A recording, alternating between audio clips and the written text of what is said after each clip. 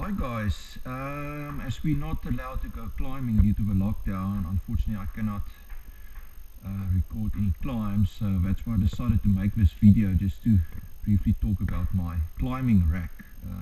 Rack is basically just a range of equipment you take up with you as a lead climber when you do traditional climbing, which you place in constriction or cracks in the rock or any weaknesses. Traditional climbing, obviously traditional climbing is where you need to place your own gear in the cracks. There's no permanent anchors like in sport climbing called bolts, which you can just clip in. You have to place your own gear by using judgment and deciding what type, which size of gear you need to place in a specific crack. So yeah, it can be tricky at times. Sometimes you takes a few tries to get the right piece into a crack, and if you're on a bit of a difficult stance, it can get quite nervous. But as time goes by, it becomes easier.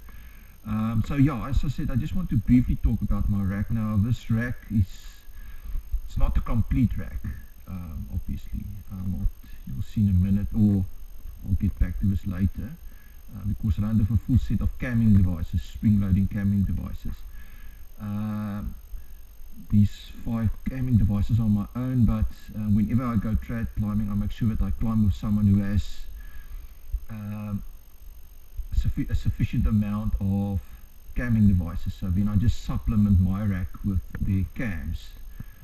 The last thing you want to do is end up in a situation where you need a specific piece of gear and you haven't racked it. It's not in your rack, and that's something to avoid. So I'll just start from the left, move to the right, and then come back here, back to the side.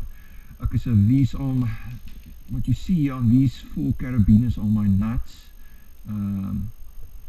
I place different sizes on different carabiners. My red ones, it's marked here, red type there. These are my 5 biggest nuts. There used to be 6. Unfortunately, one I had to leave behind in a crack. I couldn't get it out. It's still stuck there, like so pinnacle, but we'll get it out.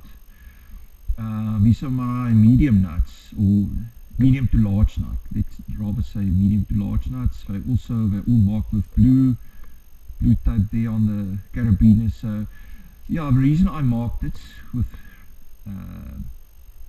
red and blue tape respectively is just so that whenever my lead climb or my follower arrives at the stance, obviously my follower needs to take the gear out which I have a leader has placed.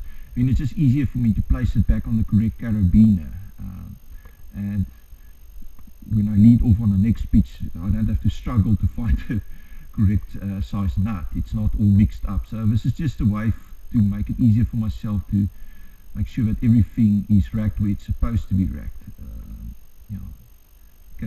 Climbing can be stressful at times. The last thing you want to do is fiddle around and realize that your gear isn't racked where it's supposed to be racked. These are more medium-sized size nuts. This one is quite a favorite of mine.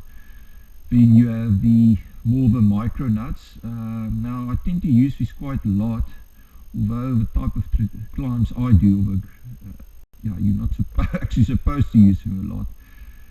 There's a joke going around that goes like this: if you want to know whether you off-route on an easy trad route, then that's when you start placing these micros, and then you know you actually off-route. But yeah, that's a joke, but I've actually used them quite a lot and I find them quite handy. Okay, these are the eccentrics. Oh, before I go to the hexes or cowbells, just quickly, so these nuts, it's usually you place them in a vertical crack which narrows down to the bottom. It has a so-called bottleneck, so you slot them in, pull it downwards, and once it reaches a bottleneck and it can't go down the crack anymore, then you just pull it a bit to set it so that it won't come out. So this, usually as a rule of thumb, you usually place these in vertical cracks with constrictions or bottlenecks. The cowbells, or they're more called eccentrics, but they nicknamed cowbells.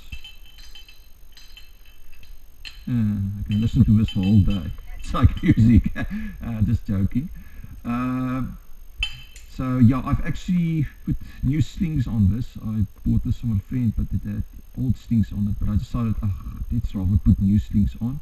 So this is just basically nylon accessory cord, which is tied together in a loop with a double fisherman's knot. So yeah, to shorten the sling, I just do this and clip it back on. See? So this is the biggest X, one size smaller. These are my two biggest X's. Then two other X's, medium to small. Yeah. This guy once caught me when I took a fall, this red one. Spring-loaded camming devices. As I said, that's why I regard my rack as an incomplete rack, because I don't have a full set of camming devices. Yeah, so obviously my two biggest camming devices now, how they work is, when it's nice to place them in a parallel crack, whether the crack is horizontal or vertical, but when the crack is more or less parallel, in other words, there's no constrictions either horizontally or vertically, it's usually a good place to place these cams. Before I continue, I'm not an experienced trad climber, so whatever I'm telling you here, this is just based on what I've read and also based on my experience so far, but obviously there's so much to learn. This is just to tell you what's on my rack, just to give you a brief overview of my rack. Okay, so to come back to the camming device, so once you see a crack which you think is an appropriate size, let's say it's a horizontal crack, you pull the trigger, slot it into the crack, let go of the trigger, and then it actually cams into the crack. Okay, it's one size smaller. Okay, also a very nice size. I tend to use this purple a lot.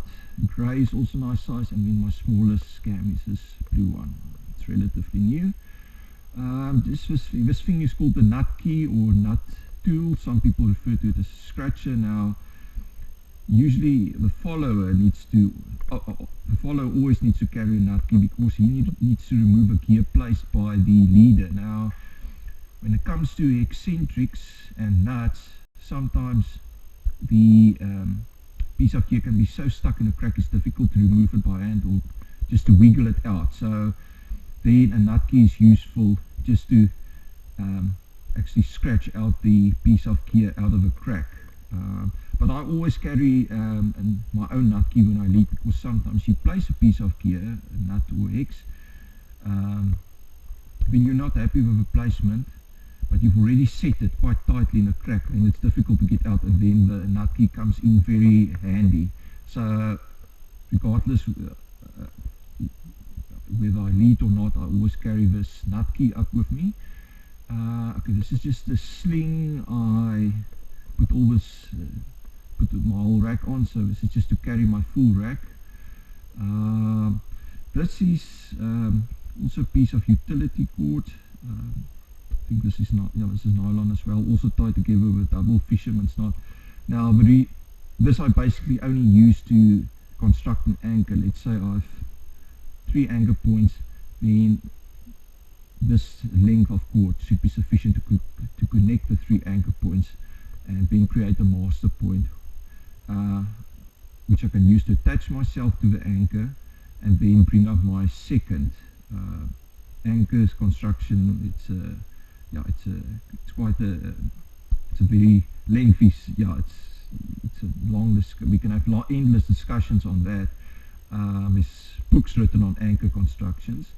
One will never know everything what there is to know about constructing anchors, but this is basically what I use to connect my anchor points, especially when I have 3 anchor points. Sometimes I just use 2, but yeah, as I said, that's quite more of a lengthy discussion. Okay, and then just one last thing. These are carabiners. I bought these from a friend, but actually more for sport climbing. But what I do is what I want to do is, my plan is to buy nylon slings and remove carabiners from it and construct my own trad quick draws, which here you have a good example of a trad quick draw. It's also referred to as an alpine draw. Now they're very versatile. You can clip this into a piece of gear, and the bottom gate is where the rope is clipped into, and the rope runs from your harness through the carabiner down towards your belayer, or the person that's supposed to catch your fall in the event that you come off. These, you can lengthen it. Let's say you want to place a piece of gear on your right, but you tend to move slightly to the right, or the line of the route goes slightly to the left. Because it's placed on the right, in some cases you would want to extend it, just to prevent rope drag, which is going to be quite nasty, especially as you climb higher, and later on it feels like you're carrying extra 10 kilos with you. It's going to be very annoying. Yeah, so to extend it, I usually just unclip the one carabiner, the bottom one. I grab one loop, clip it back in, just pull it through. So you can see it's quite more extended now. And to shorten it again, just take one, pass it through the other carabiner, grab two loops, and then shorten again. These three are more or less the same length. Then these are longer extenders. These three, that's when you need additional extension. Let's say we take our example as a piece to the right, but the route moves substantially to the left. Obviously, to prevent rope drag, what you can do is place one of these, extend them. Yeah, sometimes I can be a bugger too. You just do this. As you can see, that gives you quite an amount of extension. Now to shorten this again, I usually unclip the two carabiners, half a sling, half it once more, and just clip the two carabiners. Yeah, and this is just the rope on which I put my extenders or alpine draws. Oh yeah, I forgot to mention these alpine draws, they aren't mine. I'm very happy that a friend was willing to borrow me his alpine draws. He focuses more on sport climbing, so he doesn't use his trad quick draws a lot, so he said I can borrow them, so I'm very grateful to him for that. But as I said, I want to buy nylon slings more or less same length as these ones, and create my own trad quick draws. Obviously you can't go climb with out extenders or quick draws, because you need something to attach the rope to the piece of gear you've placed. Yeah, and this is just a rope on which I put my quick draws, and that's basically it. As I said, it's not a complete rack, but this is just to show what gear I've accumulated so far. And yeah, I must say I'm quite happy with my gear. As I say, it's a matter of getting more gaming devices. The problem is they're very expensive, but I was lucky to get these three at a reasonable price. They're second hand, but they're in a very good condition. Yeah, that's basically it.